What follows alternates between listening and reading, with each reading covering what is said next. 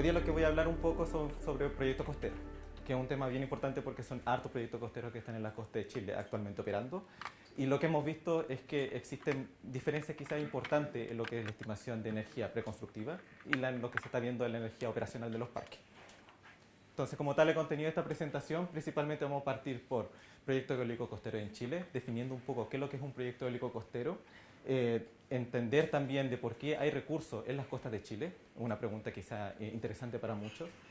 Vamos a hacer una comparativa entre modelización con distintos modelos de viento libre con la operación, un poco para entender cómo es la calidad de estos modelos frente a la operación real. Y vamos a terminar con unas conclusiones preliminares de este estudio. Entonces, proyectos eólicos costeros en Chile, vamos a principalmente hacer un subset de todos los proyectos que existen. Vamos a definir proyectos eólicos costeros entre todos aquellos proyectos entre la tercera y cuarta región. Actualmente hay unos 15 proyectos en operación, algunos de ellos incluso en Greenfield, en desarrollo. Muchos de estos proyectos son los más antiguos en Chile, casi 10 años de operación se tienen en muchos de estos proyectos. Y la gracia de estos proyectos es que se desarrollan en estas condiciones. Se tienen una planicie litoral estrecha entre 1 y 5 kilómetros, rodeada por el Océano Pacífico y nuestra cordillera de la costa. Muchos de estos proyectos se empezaron a medir hace, nuevamente, 10 años o más, y se tenía básicamente las siguientes condiciones. Esta lista es básicamente una revisión bibliográfica de todos los estudios que se han hecho en el pasado. No es una crítica de cómo se hacían las cosas, sino que ponernos en el contexto de cómo se desarrollaban y cómo se hacían esas estimaciones en esos tiempos. Entonces, ¿qué pasaba y cómo se hacían las estimaciones de energía? Básicamente muchos de estos proyectos eran mástiles muy cortos, se instalaban mástiles de 60, 40 metros para analizar muchas turbinas dentro de un parque. Habían pocos mástiles presentes, 1 o 2 mástiles a lo más. Había problemas para obtener ajustes de largo plazo. Esto quiere decir que muchos de estos proyectos se sustentaban solamente con las mediciones del sitio y no se sustentaban con los reanálisis. Los reanálisis de la época eran muy malos en comparación con los reanálisis que tenemos actualmente. Muchas de las estimaciones de energía se realizan con modelos muy simples, como es WASP. Y vamos a entender de esta presentación de por qué WASP no es el modelo más ideal para este tipo de sitios. Mucha de la modelización de MSScale CFD era casi inexistente hace 10 años. Ahora está la herramienta y hay muchos más proveedores que permiten tener este tipo de modelizaciones. Y nuevamente el tema de las estelas y el efecto bloqueo eran estelas, modelos de estelas con modelos muy simples y el efecto bloqueo no se conocía en esos momentos. Entonces, ¿qué ha pasado? Tenemos nuestro parque operando y vemos que existen diferencias de energía entre lo que el consultor en ese tiempo hizo la previsión y lo que se está operando. ¿Por qué? Tenemos acá 5 causas que son las más relevantes que hemos identificado. Principalmente la modelización del viento libre, o sea, cuál es la velocidad de la turbina dado un mástil de medición, el modelo de estela, que muchas veces subestima o sobreestima la estela de un parque, la diferencia entre la curva de potencia medida y la curva de referencia que nos entregan los fabricantes, vertimiento, que es tema en boga ahora en Chile, y disponibilidad de los sistemas. Todas estas causas es casi una presentación de 20 minutos. Vamos a enfocarnos principalmente en la primera y que la que hemos visto que tiene mucha relevancia, que es la modelización de viento libre, o sea, en cómo se está haciendo las estimaciones de velocidad de viento en cada una de las turbinas. Pero primero vamos a responder una pregunta: ¿por qué hay viento en la costa de Chile? Vamos a hacer esto bien rápido porque hablar de meteorología y hablar de por qué hay viento en Chile no podemos estar aquí 2 horas hablando de esto. Pero básicamente el viento de las costas de Chile se explican por 2 cosas. Uno es el efecto del anticiclón del Pacífico Sur y el otro es el efecto de lo que se denomina el jet costero. De esta imagen ustedes pueden ver lo que es el anticiclón del Pacífico Sur. Es básicamente una zona de alta presión, siempre localizada en... ¿Funciona el puntero? No, no funciona. Localizada siempre en las costas de Chile y Perú.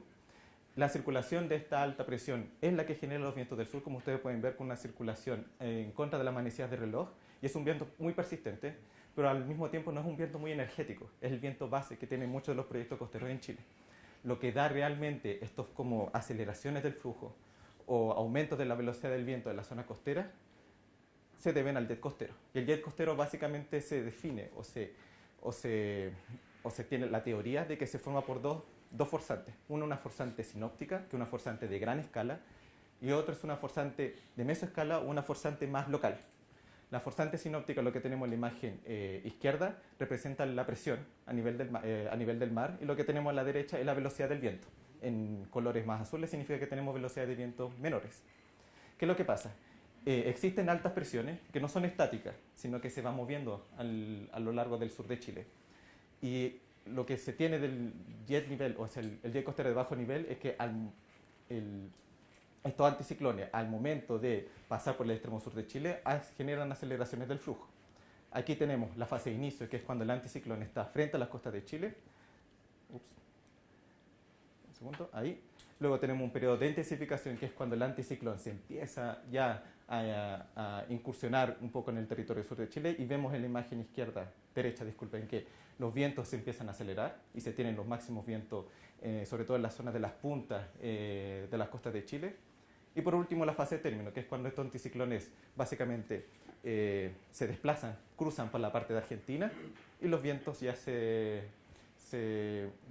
desintensifican o bajan un poco de velocidad.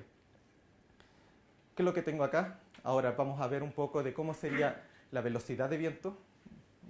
Pasó algo con el Keynote ahora en este computador, pero básicamente lo que tenemos acá es la variación del viento en una zona costera en Chile en el ciclo diurno. Entonces, aquí lo que se muestra en la línea negra acá es la zona costera. Algunos reconocerán esta zona que es la zona freirina. Entonces, lo que muestran los colores y las flechas es la velocidad de viento en las distintas horas del día. Y aquí ya podemos ver que el recurso eólico en esta zona costera es complejo. Se ven gradientes, costa-océano, tierra-océano, que son bien importantes. Se ven zonas de máximas velocidades, como por ejemplo en la zona norte, y zonas de mínimo viento, principalmente las más cercanas a la zona de la cordillera de la costa. Si hacemos un corte para ver cómo sería la velocidad en la vertical, vamos a hacer un corte en la parte norte y una parte sur. Esto es como básicamente estamos mirando desde arriba, vamos a hacer un corte como si esto fuera una torta. Y vamos a tener lo siguiente. Aquí tenemos el recurso eólico en el corte A, en la zona de mayor velocidad, y en el corte B, en la zona de menor velocidad.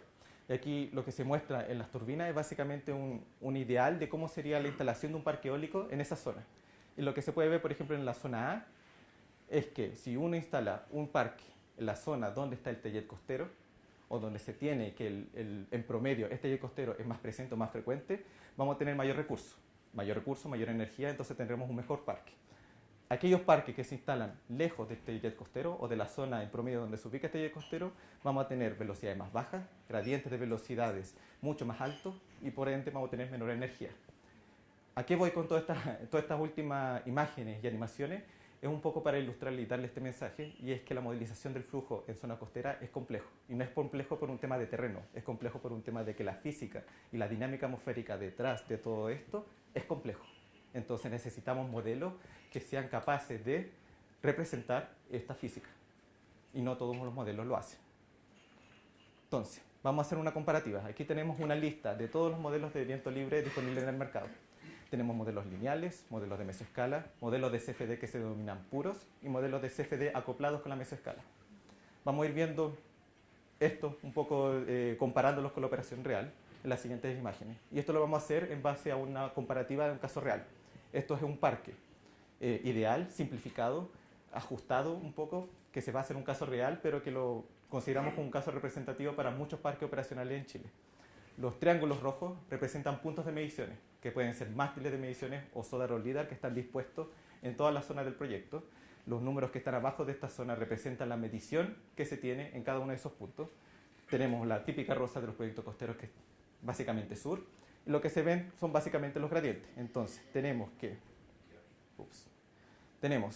que existen gradientes desde la primera hilera a la segunda hilera, dado por ejemplo que M1 tiene 6.6 metros por segundo a M3 que es 6.5, o sea, disminuye la velocidad desde la tercera hilera a la primera hilera.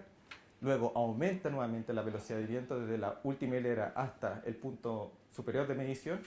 Y también tenemos gradientes de velocidades este-oeste, en donde la velocidad disminuye a medida que nos vamos acercando a la cordillera de la costa. Estos son gradientes muy locales, muy fuertes, y que además de todo esto ocurren en radios muy pequeños, de 3 a 5 kilómetros. Mucha gente considera que un mástil en 3 kilómetros es representativo, y aquí lo que estamos demostrando es que en proyectos costeros muchas veces un mástil no es capaz de representar toda la dinámica y todos los gradientes que existen en este tipo de sitios. Empecemos con WASP. WASP, un modelo lineal, súper potente, es casi la clave en muchos proyectos eólicos alrededor del mundo. Sin embargo, siempre es importante ir recordando sus limitaciones. En cuándo se puede utilizar WASP de manera de tener estudios con menor incertidumbre. Una de las desventajas de WASP es principalmente dos. Una es que no se puede usar en terreno complejo, sobre todo en zonas con pendientes pronunciadas. Y lo otro es que en sitios con mesoescala, con forzante de mesoescala o sitio estable, no es recomendado también por un tema de incertidumbre. Veámoslo, por ejemplo, en nuestro ejemplo. Tenemos nuestro caso base. Tenemos este gráfico en donde se muestra la velocidad de viento estimada por el modelo, la turbina y el patrón de producción. Y lo que vamos a hacer es comparar la modelización con la producción real. El patrón de producción como variable es básicamente la energía de cada turbina dividida por la energía total del parque, en la contribución de energía de cada una de las turbinas en el parque eólico. Entonces, vamos a hacer la modelización con M1, la modelización con el punto M2, M3, M4 y M5. Básicamente, el modelo WASP no es capaz de representar los gradientes. Dice que lo que dice el resultado aquí es básicamente que cada punto de medición dice que las turbinas van a tener una velocidad muy constante, similar al promedio que tiene cada uno de esos puntos de mediciones. No ve gradientes, no ve diferencias de velocidades, no ve absolutamente nada de eso. Y este es nuestro patrón de producción. Entonces, el patrón de producción del parque muestra lo que dicen los puntos de mediciones, que las turbinas que están más cercanas al océano, que sería la turbina T1, T5, T9, van a tener menor energía que aquellas turbinas que están más cerca a la cordillera de la costa, como la turbina T4, T8 y T12. Entonces, primera conclusión, si yo tengo un mástil, solamente un mástil en un sitio, yo inicializo todo eso con WASP y hago la modelización con WASP, voy a tener resultados con alta incertidumbre. ¿Por qué? Porque no estoy representando la dinámica atmosférica en la zona. Ahora me pueden decir, bueno, puedes procesar, puedes promediar todos estos resultados para ver si tienes algo coherente, razonable. Vamos a hacerlo. Vamos a promediar un mástil, 2 puntos de mediciones, 3 puntos de mediciones, 4 puntos de mediciones, 5 puntos de mediciones. Ya algo se empieza a acercar al patrón de producción, ¿cierto? 1, 2, 3, 4. Está un poco raro el... Oh, me borro la imagen. Disculpe. Un segundo. Sí, ¿qué pasa lo de PDF acá? Borro la animación. Ahí si podemos mostrar esa y... Es que no, porque está con la animación. Porque se borra.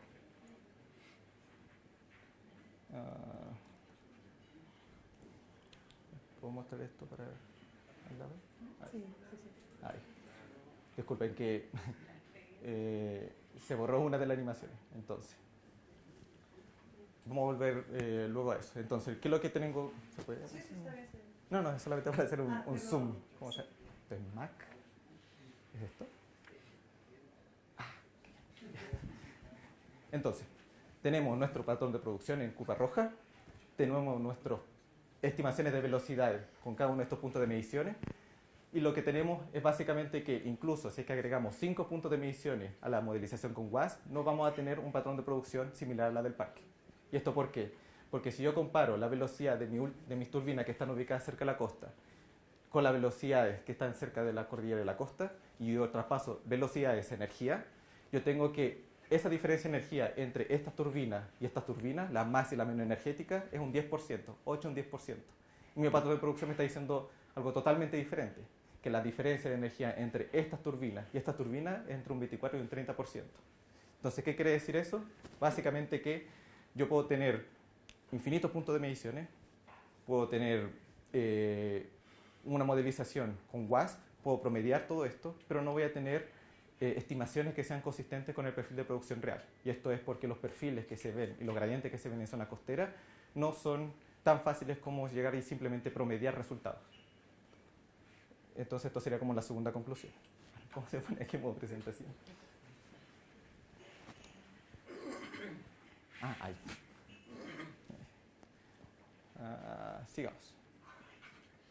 Entonces, pasemos al siguiente modelo. Modelo más complejo, que tienen muchas más ecuaciones que resolver, que tienen una resolución de 10 a 15 metros. Modelos CFD son modelos casi insignes de la industria eólica, pero que tienen contras. Y aquí vamos a hablar simplemente de modelos CFD puros que se denominan. Y el gran pero de los modelos CFD es que si no consideran información de la atmósfera, son modelos totalmente inútiles. En el sentido de que tienen que ser capaces los modelos CFD de incorporar información de la dinámica atmosférica para así tener resultados que sean consistentes con la realidad. Aquí el caso que tenemos es el siguiente. Aquí se hizo una modelización CFD en el pasado con un modelo muy rudimentario, muy básico, que no contenía la información de la atmósfera. Teníamos, por ejemplo, la modelización de WASP y esta es la modelización de CFD, que no tiene nuevamente ningún sentido con el patrón de producción. ¿Qué nos quiere decir esto? que no importa si es un modelo complejo en términos de ecuaciones, lo que necesitan en los modelos SFD en este tipo de terreno, sitio costero, es información de la atmósfera. Sin esta información de la atmósfera no se tienen resultados con baja incertidumbre. Y eso sería un poco la conclusión de los modelos SFD. Y hablando un poco de mesoescala, vamos a hablar de mesoescala en términos de terrenos simples. Entonces vamos a suponer que en este caso las turbinas están instaladas en terrenos simples, sin muchos accidentes topográficos o sin muchas pendientes pronunciadas. La gracia de los modelos de mesoescala es que contienen la información de la atmósfera. ¿Okay? Sin embargo, una de las desventajas es que las resoluciones muchas veces no son las más adecuadas para sitios con terrenos complejos o para ciertas aplicaciones. Vamos a ver cómo lo hace el modelo de mesoescala en este caso, dado que tiene la información de la atmósfera. Tenemos aquí las estimaciones que se tienen con la mesoescala no calibrada. O sea, aquí no se tiene ningún punto de mediciones y ya podemos ver que existe o ya el modelo percibe estos gradientes costa cordillera de la costa. Aquí tenemos la modelización de mesoescala calibrada con todos estos puntos de mediciones y tenemos nuestro patrón de producción. Esto nos quiere decir, y esto fue parte de un estudio que se hizo interno, de que los modelos de mesoescala en terrenos simples, en donde se considera la dinámica de la atmósfera, son capaces de determinar gradientes y determinar diferencias de energía en parques eólicos, sobre todo en zona costera. Con la salvedad, y esto lo digo como conclusión también de esta parte, son planicies costeras en terrenos simples. Y aquí hago la distinción en terreno simple porque existen otro tipo de terrenos costeros en Chile que son más complejos. Complejos en el sentido de que existen cauces, secas, las turbinas están instaladas en zonas un poco más complicadas de terreno. Y lo que a uno le interesa aquí es no solamente tener la información de la dinámica atmosférica, sino que también tener información de la topografía y de cómo estos cambios debido a la topografía afectan también a la producción del parque. Estos son los segundos casos de terrenos de este proyecto costero. Y lo que hemos visto es primero, básicamente, que para este tipo de sitios no solamente se requiere la mesoescala, sino que se requiere un modelo de alta resolución, CFD, que esté alimentado con la mesoescala para reducir errores. Aquí lo que estamos haciendo esto es básicamente un trabajo aún en desarrollo, no hay un parque aún que tengamos donde se tenga experiencia operacional con este tipo de modelización, pero lo que hemos visto en proyectos actuales es que se tiene disminución de errores de hasta un 50%. O sea que ya considerar un modelo de alta resolución y un modelo de mesoescala disminuye considerablemente los errores en las estimaciones de recursos. ¿Y por qué es necesario tener este tipo de modelos? Básicamente porque se necesitan para ciertos servicios. Servicios como estimaciones de recursos del emplazamiento, por ejemplo, para determinar ángulos de ataque, turbulencia, etc. Necesita un modelo SFD, pero necesita un modelo SFD para este sitio alimentado con la mesoescala. Para corrección de LIDAR y de SODAR, por ejemplo, en terrenos complejos es necesario tener y esto lo ofrecen muchos fabricantes de LIDAR, un modelo SFD no solamente que sea CFD, sino que sea CFD alimentado con la atmósfera, con la dinámica atmosférica. Y por último, la estimación de WAKES, que es una iniciativa que se está formando mucho en DNV, de ir soltando los modelos de ingeniería actuales de WAKES, ir cada vez y cada año ir incorporando modelos de estimación de WAKES complejos en base a CFD, pero tienen que ser modelos CFD también que consideren la información de la atmósfera, la información de la mesoescala. Y por eso es importante siempre ir iterando y ir llegando a estas soluciones. Como conclusión de este trabajo, primero, principalmente, y esto creo que son los mensajes que quiero transmitir hoy día, primero, el uso de WASP en terrenos costeros, siempre hay que tener cuidado. Así que si tienen pocos puntos de mediciones, lo que sí se va a llegar son a estudios con alta incertidumbre. Y eso es porque WASP es ciego a todo lo que son gradientes, a todo lo que es forzantes de mesoescala. Como no tienen las informaciones, vamos a tener resultados y estimaciones que lisa y llanamente van a ser de baja calidad y con alta incertidumbre. En sitios simples, costeros, con una mesoescala calibrada con mediciones, perfecto, se tienen estudios con baja incertidumbre. Ahora, sitio costero con topografía compleja, con mástiles de mediciones en punta de cerro, etc. Lo mejor es siempre tener un modelo de alta resolución con CFD, pero siempre alimentado con la mesoescala. No caer en modelos CFD que no consideren estas variables, porque se van a llegar a resultados con alta incertidumbre. Y esto aplica para todos los casos, es siempre bueno tener una capa de medición que sea capaz de identificar estos gradientes, identificar las velocidades en nuestro parque y tener una campaña que sea que te genere una menor incertidumbre total y global del estudio. Eso.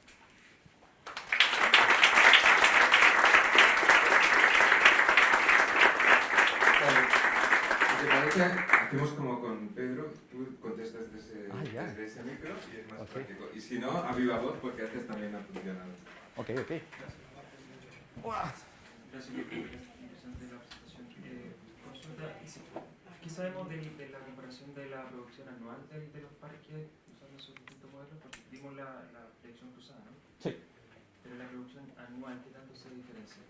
En la producción anual, o sea, lo que hemos visto ahora de la experiencia operacional es que existen en muchos parques, existe una diferencia grande entre la producción anual que se dio en el preconstructivo y la producción actual, la que se ve del operacional, con la data escala. O sea, siempre, para los que no sepan, un estudio operacional es solamente utilizando data de energía, no hay modelizaciones, a lo más hay por así decirlo, una extrapolación de largo plazo, pero no existe modelizaciones de estela, modelizaciones de recursos, porque eso está implícito en la data de las turbinas. Lo que hemos visto actualmente es que hay varios proyectos que tienen esa diferencia, y mucho de esta iniciativa es un poco ir determinando las causas. Y lo que hemos visto muchas veces la causa es justamente esto, el tipo de modelización que se usó antiguamente. Que posiblemente, si lo vemos ahora, podremos decir que es malo, pero siempre que, como dije, hay que ponerse en el contexto. Esto se hizo hace muchos años, eran los modelos que se tenían a mano, era la capacidad de cómputo que se tenía. Entonces, no ser críticos con lo que se hizo antes, sino que ver lo que se hizo antes y mejorarlo en el futuro. Eso yo creo que es el mensaje que quiero dar. Gracias, Mirko. En la misma línea, esa diferencia en el largo plazo, tú dices que tenemos parques operando hace más de 10 años con esa data. Sí. ¿Esa diferencia se traduce en una subestimación inicial de lo que el parque está dando?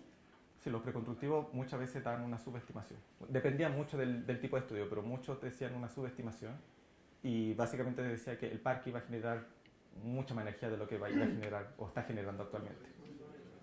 Sobreestimando, disculpe, sobreestimando, ¿verdad? ¿Y de qué rango más o menos? Depende del parque. Hay parques muy pequeños que los rangos de sobreestimación eran pocos. Lo que hemos visto es que los rangos aumentan a medida de que los parques van creciendo y que la modelización se hizo cada vez más complicada. Hay parques pequeños donde quizá un mástil sí era capaz, y con cierto ajuste era capaz de generar estimaciones razonables. Parques grandes donde se tenía un solo mástil y se hizo este tipo de modelizaciones, muchas veces cayeron en sobreestimaciones del recurso, dependiendo también, y como dije en la presentación, en qué punto se midió. Porque posiblemente, por ejemplo, si yo mido en un sitio costero en un punto de baja velocidad y se modeló con WASP, por ejemplo, todas mis turbinas van a tener esa velocidad baja. Si yo mido en un sitio de alta velocidad y modelo con WASP, todas mis turbinas van a tener velocidad alta. Entonces, es bien variable. Correcto. Muy amable, gracias. Sí. Sí, bueno, quisiera añadir una cosita, que es que esta sobreestimación de los estudios es general en todo el mundo. La hemos visto en Europa y en Estados Unidos, y para mí responde a un optimismo de los que hacen los estudios, porque siempre es más agradable decir que el parque va a producir mucho. Yo creo que es un factor humano, sí, sinceramente. Totalmente. Aló, muchas gracias por la presentación, Mirko, toda muy buena. Me perdí un poco cuando hacen la comparación con los modelos CFD. ¿Consideraste un único mástil para la simulación? Sí, lo que pasa es que ese modelo era un modelo que se realizó cuando se hizo el estudio preconstructivo. Y por alguna razón que no lo sabemos, porque el modelo no era nuestro, solamente se utilizaron 2 puntos. Aún así, lo que se dejó ver un poco en ese reporte era que solamente por ser CFD iba a tener menor incertidumbre, lo que no estaba correcto. Ahí va mi segunda pregunta y un poco relacionada a tu experiencia. Si uno hace un modelo CFD que no incorpore datos de mesoescala, pero utilice 2 o 3 mástiles, ¿es posible recuperar los forzamientos de mesoescala solamente con la data de mástiles? Solo si uno puede personalizar un poco el modelo, porque hay varias cosas con los modelos CFD. Uno es que uno puede personalizar los modelos para representar las condiciones, o el otro es simplemente darle la información de un modelo de mesoescala. Están esas 2 opciones.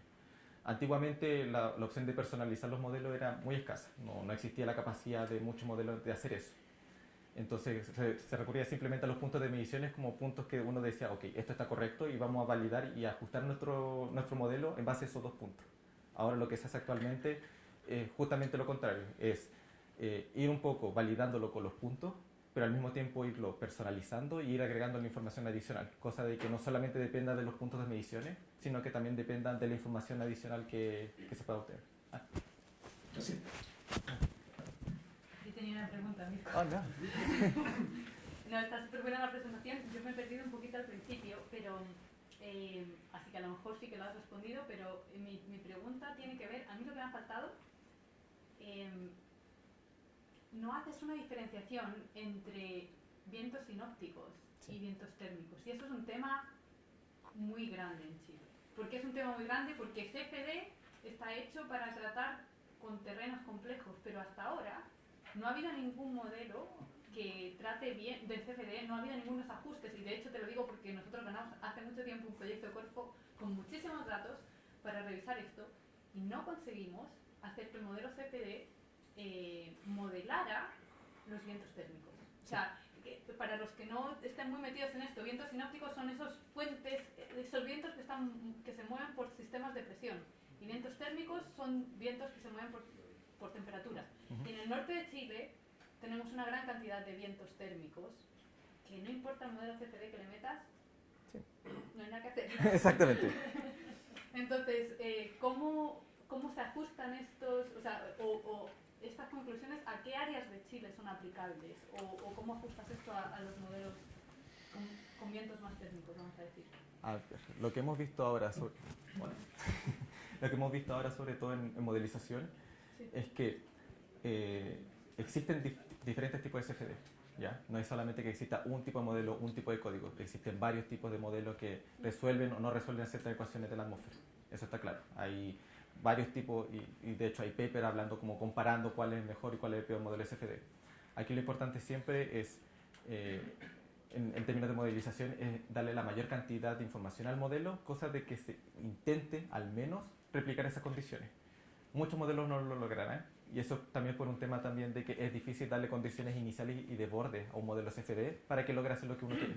Entonces, todo lo que es modelización y acoplamiento, que es lo que está en boga ahora en la industria eólica, es básicamente temas en desarrollo, que todos los años va apareciendo mejora, métodos de cómo yo incorporo esta información a los modelos CFD para que se resulten en convergencia y buenos resultados, pero por el momento, así como diciendo bien sincero, es un tema muy en investigación que es muda y que va cambiando año tras año. O sea, ¿esto se aplicó a un proyecto en particular? Eso es como exactamente. Vale. Eso es lo que estamos viendo ahora, es que, claro, a medida que vamos a ir incorporando más proyectos en operación y vamos haciendo estas comparaciones, vamos a ir un poco expandiendo un poco estas conclusiones, pero por el momento, claro, estamos enfocándonos solamente en este sitio. Claro, súper.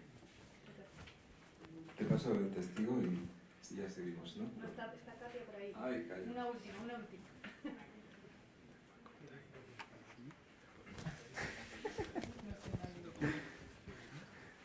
Bueno, muchas gracias, Mirko. Muy buena la presentación. A mí me gustaría saber también cómo han modelado el perfil del viento, porque nosotros vemos que hay un gran desafío, cómo llevar el perfil hasta Punta Pala, que ahora los aerogeneradores son más grandes, y muchas veces las mediciones son a 100 metros, o a 120 metros, pero es un gran desafío y sobre todo en la costa, en la zona costera, cómo modelar el perfil, porque hay una inversión de temperatura en muchas zonas y puede haber una inversión del perfil, puede ser que hay un viento más alto en altura de Buche o un poco más arriba, y después el perfil se cambia a negativo. Sí. Y eso puede haber un gran impacto a la producción. Exacto. No solamente en sitios costeros pasa eso, en muchos sitios desérticos pasa exactamente lo que tú describes. O sea, hay inversiones de perfiles básicamente en donde la velocidad máxima llega a un tope, llega a un máximo, y luego de esa altura empieza a disminuir.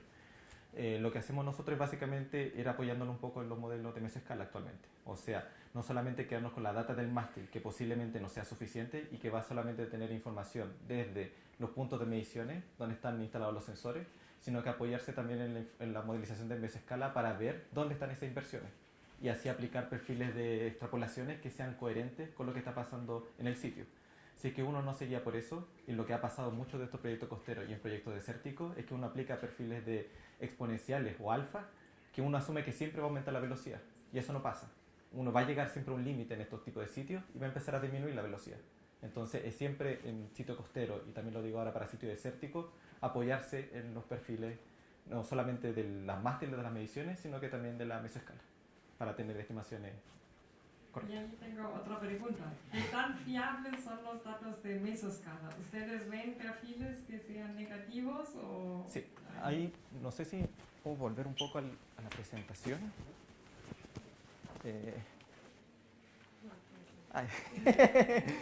Déjenme. Aquí, por ejemplo, aquí lo que se ve es básicamente un jet. O sea, un jet lo que tiene es un máximo de velocidad a una cierta altura y después de eso, aquí, por ejemplo, está lo máximo de velocidad y después de esto empieza la velocidad a disminuir. Entonces, uno puede ver con un modelo MS escala dónde están estas zonas de máximo viento, donde el perfil va a llegar a su tope y después se va a comenzar a invertir la parte superior. Los modelos MS escala sí lo ven, es difícil validarlos porque uno también requeriría mediciones a más altura. Lo que hemos hecho también, por ejemplo, con LIDAR o con SODAR, ir viendo también los perfiles a más altura. Pero sí, los modelos MS escala, muchos de ellos pueden detectar estos cambios. Sí, quisiera añadir que nosotros también vimos perfiles inversos detectados a partir de mesoscala combinada con microescala, siempre que sea no estacionario. Si dejas que el modelo evolucione, entonces los perfiles inversos se pueden captar. Mi pregunta es corta, solo dentro de esta metodología que utilizaste, ¿hay diferencia en como la resolución desarrollada para la mesoscala contra el CFD? ¿O es la misma? La del CFD antiguo tenía una resolución menor, pero aún así aquí, y lo que tiene que quedar es que aunque tenga una resolución menor con el modelo SFD, da lo mismo, porque el modelo en sí está dando resultados erróneos. Aquí lo que vemos, por ejemplo, en modelos ya acoplados, donde se tiene menor resolución, llegando a los 10 metros, en comparación a la mesoscala que llega de los 50 a 100 metros, uno ve variaciones y ve mejoras solamente porque se tiene la información de la topografía detallada. Y que eso también puede generar variaciones de velocidad, de speed ups, etc. Entonces, si afecta la resolución, solamente que en este modelo CFD que mostré, no importa la resolución que usaba, si la física está incorrecta, la modelización va a ser incorrecta. Ahora sí, creo que pasamos a...